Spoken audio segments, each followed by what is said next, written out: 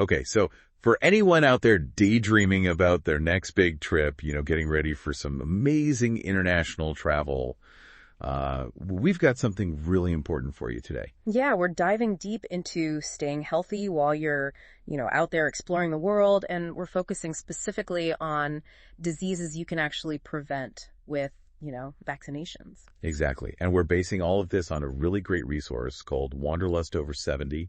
It's packed with useful information, and we've pulled out the absolute essentials. The stuff you really need to know about vaccination so you can travel with confidence. That's right. We know you're busy, planning your itinerary, thinking about packing and all that fun stuff. So we've done all the hard work for you, sifting through the details and all that. Think of it as your shortcut to safe and healthy travels. And we'll make sure to emphasize not just why vaccinations are a smart move for me personally, but also how they contribute to global health and well-being. It's, a bigger picture kind of thing. Right. It's not just about you. It's about everyone. So we're going to break it all down for you, focusing on 10 key diseases to really give you a solid understanding of, what's out there and how to protect yourself. Let's get started. All right, let's jump right in with hepatitis A and B. Now, hepatitis A might not be the first thing that pops into your head, but it's surprisingly common in certain parts of the world. Oh, yeah, for sure. Wanderlust Over 70 points out that it spreads through contaminated food and water. Right. So if you're thinking of traveling to places where sanitation might be a bit different from what you're used to, this is definitely something to pay attention to. Right. You got to be careful what you eat and drink. Exactly. And, some of the symptoms you might experience are things like jaundice, which is that yellowing of the skin and eyes, and also fatigue, abdominal pain, and fever.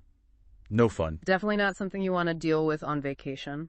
But the good news is the hepatitis A vaccine is super effective. So if you're planning on going to areas where sanitation might be less, stringent, this vaccine offers a really good layer of protection. Yeah, it's a no-brainer for some destinations.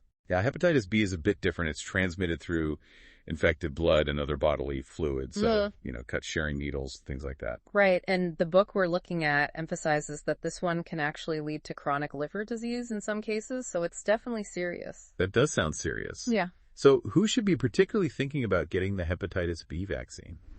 Well, it really depends on your individual risk factors. It's definitely a conversation to have with your healthcare provider to figure out if it's recommended for you based on where you're going and what you'll be doing. Makes sense. So let's move on to our next one, typhoid fever. This one's also linked to what you consume, right? Yeah, that's right. Typhoid fever is caused by a bacteria called Salmonella typhi. And just like hepatitis A, it's often spread through contaminated food and water. Yeah, you really got to be mindful of what you're putting in your mouth when you're traveling. For sure. Wanderlust Over 70 describes the symptoms as pretty rough. A prolonged high fever, weakness, stomach pain, loss of appetite. Not exactly the kind of souvenir you want to bring back. No kidding. Who wants to spend their vacation sick and dead? And speaking of souvenirs, the book specifically suggests getting the typhoid vaccine if you're going to areas where it's more common, like they mentioned South Asia quite a bit, so if that's on your itinerary, it's definitely something to consider. You add it to your pre-travel checklist for sure. Okay, so we've covered 2 bacterial infections now. Let's switch gears and talk about a virus. Yellow fever. This one's interesting because it's not just about your own health. It can actually affect whether you're even allowed into certain countries. Oh, yeah, for sure. Some countries are really strict about this. So yellow fever is spread by mosquitoes, and it's found in specific parts of Africa and South America. The symptoms can be anything from, a mild fever and chills to more serious things affecting your liver. And because it's mosquito-borne, it can be pretty severe. Some countries have entry requirements that say you have to be vaccinated if you've been in, or you're coming from an affected area. Yeah, they don't mess around with this one. So if those regions are on your bucket list, checking the entry requirements for yellow fever vaccination should be, right up there with booking your flights and hotels. Absolutely. Don't get caught off guard at the border. Speaking of mosquito-borne viruses, we've also got Japanese encephalitis. This one sounds a little scary to me. Yeah, it can be pretty serious. It's another virus spread by those pesky mosquitoes. Oh. And you find it in rural parts of Asia and the Western Pacific. What's concerning about this one is that it can cause really serious inflammation of the brain. Right, and that's obviously not something you want to mess with. So Wanderlust Over 70 highlights this risk, particularly if you're going to be in those rural areas, and especially during those warmer months when mosquito activity is at its peak. the transition season. Timing is everything with mosquito-borne illnesses. So knowing where you're going and when you're going is super important for this one. Now, let's move on to rabies. This is one that I think a lot of people are a bit afraid of because of how dangerous it can be. Yeah, I think it's got a bit of a reputation. And for good reason. It's a viral disease that's almost always transmitted through a bite or scratch from an infected animal. So, stray dogs, wild animals, things like that. Exactly. And the book is very clear about this. Once symptoms appear, it's almost always fatal.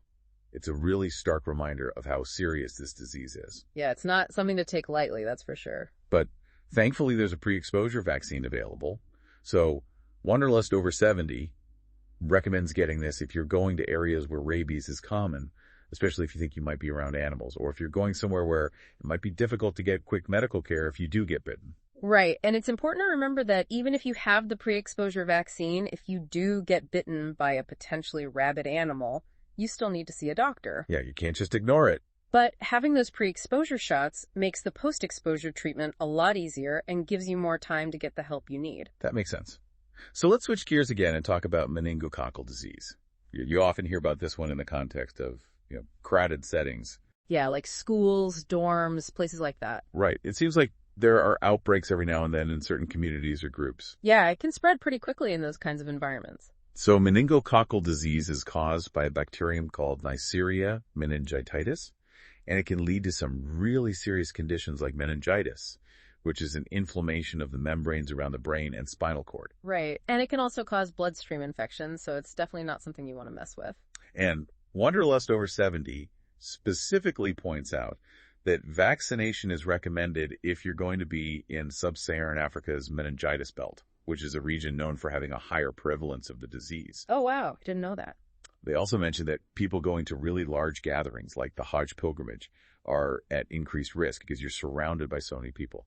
Yeah, that makes sense. The more people you're around, the higher the chances of getting exposed. So it's all about understanding your risk factors and making informed decisions based on your travel plans. Right. Knowledge is power. Okay, next up we have polio.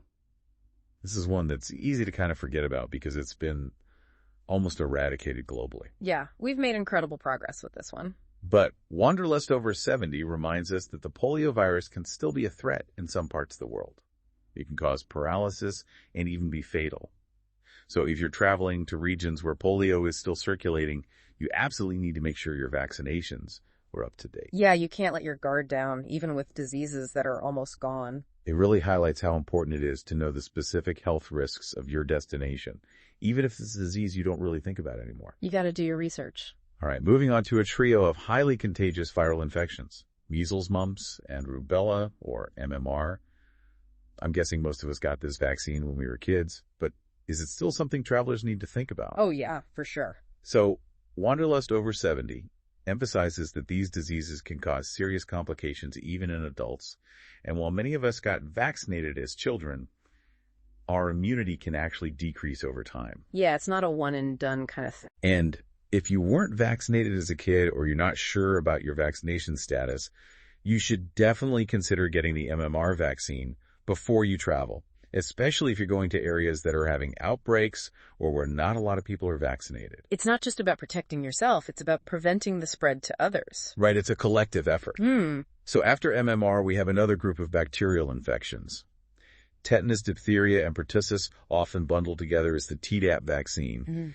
Each of these has its own unique set of risks. Right, they're all bad news in their own way. So tetanus, as Wanderlust Over 70 explains, can develop from even small cuts or wounds that get infected. Yeah, like if you step on a rusty nail or something. Exactly. And diphtheria can cause a really bad sore throat and breathing problems, while pertussis, also known as whooping cough, is a serious respiratory infection that's especially dangerous for babies. Yeah, it's really important to protect the little ones. And the book really stresses how important the Tdap vaccine is for travelers, particularly if you're going to areas with less developed healthcare systems where these infections might be more common and harder to treat. Yeah, it's always better to be safe than sorry.